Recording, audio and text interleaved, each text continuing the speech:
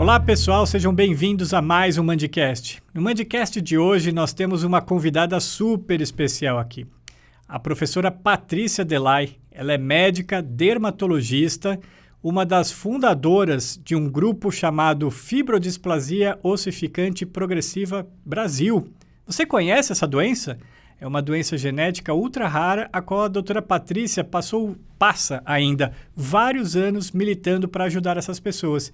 E é sobre essa doença, sobre essa história da professora Patrícia, que nós vamos conversar. Patrícia, muito obrigado por estar aqui conosco. Eu que agradeço o convite, Marcelo. É sempre um prazer estar aqui com você. Legal. Patrícia, eu acho que a gente podia começar falando o que é essa doença chamada fibrodisplasia ossificante progressiva, que a gente vai chamar aqui de FOP. Olha, Marcelo, a FOP é uma doença bastante rara. Ela afeta 1 para 1,4 milhões de pessoas.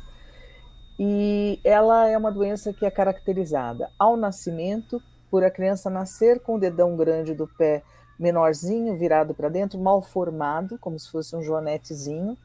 E depois, mais tarde na vida, pelo desenvolvimento de um outro esqueleto. Ou seja, quando a gente nasce, a gente para de formar osso.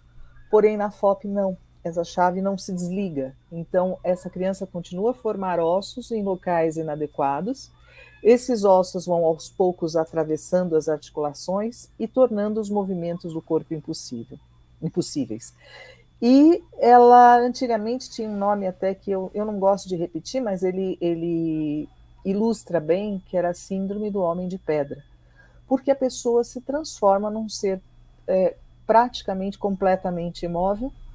Ele ainda mantém alguns movimentos, às vezes muito pequenos, o movimento dos olhos, etc., mas a doença afeta todo o corpo, de cima para baixo, de dentro para fora, e por último pega a mandíbula, tornando a alimentação difícil. Então, basicamente é isso. É uma criança que nasce com o dedo grande do pé alterado, completamente imóvel, e se transforma ao longo do tempo num ser absolutamente imóvel. O que causa a FOP? Ela é apenas uma doença genética? A FOP é uma doença genética, é uma mutação genética, é uma pequena mutação num gene chamado ACVR1. E eu não vou entrar em detalhes, mas é uma bobagem que causa todo esse desconforto na vida do paciente. Essa, como você mencionou, é uma doença ultra rara. Quantos pacientes, mais ou menos, existem aí mapeados no Brasil e no mundo? No mundo, nós temos cerca de 800 pacientes e no Brasil, cerca de 100. Mas a gente acredita que existam muito mais pacientes do que a gente está imaginando.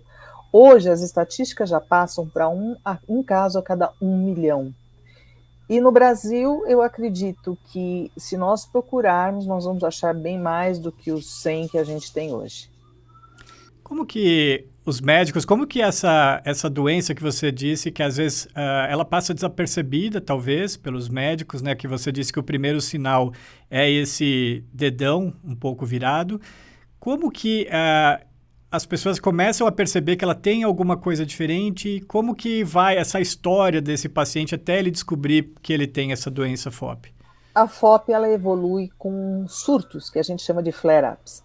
Esses surtos são inchaços pelo corpo, que aparecem por vezes dolorosos, por vezes duram dias e até meses, podem ser acompanhados de uma febrinha ou outra, mas e podem inclusive ser tão leves que passem desapercebidos. Mas esses inchaços, geralmente eles são bem, vamos dizer, bem intensos, bem escandalosos, e quando eles murcham, eles podem ou não deixar um osso no lugar. O grande lance da FOP, eu não posso me esquecer de falar, é que a gente deve estar pensando assim, bom, mas se cria osso, vamos tirar o osso. Vamos fazer uma cirurgia para que esse paciente possa mexer. Só que aí é que está o grande problema. Onde você mexe, se você operar, se você der uma injeção, se houver um trauma, essa criança vai criar mais ossos no local. Então, parece até uma daquelas coisas que a gente ouviu falar em livros, né, encantamentos. Então, onde mexe, cria mais osso. Essa é a notícia que assim, por isso a tamanha importância da gente divulgar essa doença, porque o médico querendo ajudar pode fazer tornar ainda pior a situação do paciente. Sem dúvida. Até às vezes, por fazer biópsias ou injeções de vacinas, pode ser um gatilho também? Exato. As vacinas infantis devem ser feitas por via subcutânea. A única que nós não estamos aconselhando no momento é a vacina para a Covid. Se for tomada, ela tem que ser tomada por via intramuscular, porque não existe ainda uma comprovação de que ela seja efetiva por via subcutânea, e aí corre-se o risco, obviamente, da formação de ossos. Então, é uma escolha dos pacientes. Mas vacinas infantis que puderem ser dadas por via subcutânea devem ser feitas dessa forma, cirurgias jamais, e essa criança, os pais vão ficar sempre em volta dela, tentando tomar cuidado com traumatismos, batidas, etc., quedas e por aí vai. A FOP, ela tem cura ou algum tipo de tratamento atualmente? A FOP tem um manejo clínico, ou seja, você pode tentar agir na dor, tentar dar corticoides para diminuir os inchaços, mas ela ainda não tem um tratamento efetivo que faça com que essa pessoa não tenha surtos, ou que ela possa ser operada e não ter um surto, ou que ela seja curada. Existem vários tratamentos em estudo, nós temos tratamentos em estudo no Einstein, mas ainda nada absolutamente efetivo e a gente ainda não tem os resultados finais. Muito estudo tem sido feito. Por volta de 39 drogas estão sendo estudadas no mundo, mas ainda nós não temos nada final. Tá. Quando eu apresentei você, Patrícia Delight, falei médica dermatologista. Como que uma médica dermatologista acabou militando nesse campo? Até você tem batalhado bastante por esse grupo, né, de pacientes com essas condições ultra raras. Como que você foi essa embaixadora dessa doença, a fibrodisplasia ossificante progressiva? Marcelo, eu sempre falo, né, que a gente, antes de ser especialista, a gente é médico e a gente é gente. Então, foi um dia, uma manhã na Santa Casa, nós estávamos no ambulatório de doenças internas e dermatologia, e havia essa menina, uma menina de 15 anos, muito bonita, que vinha passando, e cada vez que ela passava em consulta, ela perdia um movimento, cada vez era pior.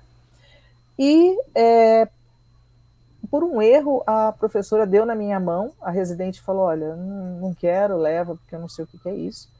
Eu levei e comecei a estudar e comecei a ver que ninguém tinha respostas, que o próprio diagnóstico dado não estava correto, que ninguém sabia o que ela tinha.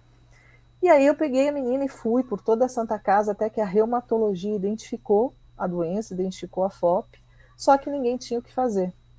E aí a gente se revolta, né? Que você vê assim as pessoas às vezes pobres indo de um lado para o outro, de um lado para o outro. E eu falei para a mãe da menina, peraí, se tiver que fazer alguma coisa pela sua filha, eu mesmo faço, eu sou médica, então vamos lá. E comecei a estudar, até que eu fui convidada para ir para os Estados Unidos, fui buscando. Hoje eu faço parte do grupo de 21 médicos que estudam essa doença no mundo. E eu acho que é isso, a gente tem que se interessar pelo doente. É a chave de tudo, não é porque eu sou dermatologista que eu não vou tentar usar o meu conhecimento para ajudar doenças de outros campos. E é uma doença ultra rara, é uma doença órfã, né? Então, eu acabei virando a mãe dela aqui. Tá certo. Virou tanto mãe que batalhou aí até por projetos de lei para tentar auxiliar no diagnóstico, né? Você pode contar um pouquinho dessa portaria lançada pelo Ministério da Saúde em prol da FOP? Posso sim. Uma coisa que eu sempre pensei foi que se nasce com esses dedos grandes dos pés alterados, por que não identificar isso ao nascimento? Existia muita relutância, porque nem toda vez que o dedo grande do pé nasce alterado é FOP, mas 98% dos casos de FOP tem o dedo grande do pé alterado. E aí eu falei, gente, é o que a gente tem para fazer um screening no nascimento. E há 2 anos eu entrei em contato com a primeira-dama Michele Bolsonaro, ela abraçou o projeto, fez um grande esforço para que a FOP fosse divulgada, reconhecida, e me levou até o ministro da Saúde, que prontamente se colocou à disposição para fazer essa portaria. A portaria foi feita, no dia 25 de abril ela foi assinada, E, mais do que isso, foi criado o Dia Nacional da Fibrodisplasia Ossificante Progressiva no dia 23 de abril, que é o dia da descoberta do gene da FOP, para o qual o Brasil contribuiu muito com uma família multigeracional. E a importância disso está no fato que, se nós descobrirmos precocemente, são duas coisas importantes, né? A gente precisa divulgar e descobrir precocemente. Se eu descobrir precocemente, essa criança não vai tomar vacinas, não vai sofrer cirurgias e tudo mais, até que eu comprove esse diagnóstico de uma forma de identificação genética ou através da evolução clínica. E divulgar, porque o médico que está lá no Pará, que vai receber essa criança na sala de parto, ele precisa entender do que a gente está falando. Ele não pode simplesmente chegar para a família e falar, seu filho tem FOP. Então, ele tem que entender para onde tem que encaminhar esses pacientes. E é importante falar, eu acho que a Mandic tem sido muito apoiadora desse projeto, uma vez que ela é a primeira entidade de ensino no mundo a divulgar a FOP nos cursos de graduação e pós-graduação, e dá essa oportunidade para a gente falar também e educar outros profissionais de saúde. Sem dúvida, essa é uma parceria aqui da instituição com você e com tantos outros colegas mundo afora aí para tentar divulgar e fazer com que haja esse maior conhecimento da FOP.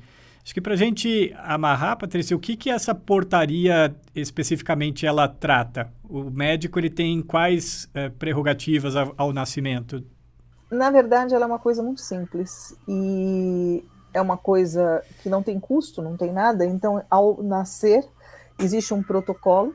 Esse protocolo vai ser assinalado. Então, dedo grande do pé mal formado, sim ou não. No caso de sim, ele vai encaminhar essa criança para os centros de referência de doenças raras, do qual eu dou apoio remoto, claro, e a partir daí vai ser confirmado ou não o diagnóstico. Então é muito simples, é uma coisa assim, é uma luta muito simples que nós estamos querendo, inclusive, implantar em outros países. Uhum. Porque nem todos vão ser FOP, Marcelo, mas a gente vai conseguir pegar os com FOP.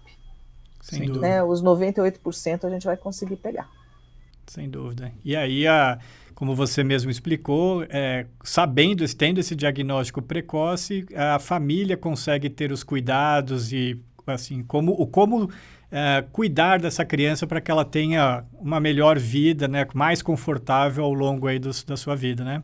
Isso, e as associações, não só a FOP Brasil, mas a Associação Internacional, as associações de FOP ao redor do mundo abraçam essa família, trazendo sempre informações, então mostrando formas de você viver mesmo com a sua incapacidade física. É uma corrente muito boa de pessoas assim que lutam para que você consiga ser uma pessoa ativa, para que você consiga ter alegria de vida, mesmo não conseguindo se movimentar.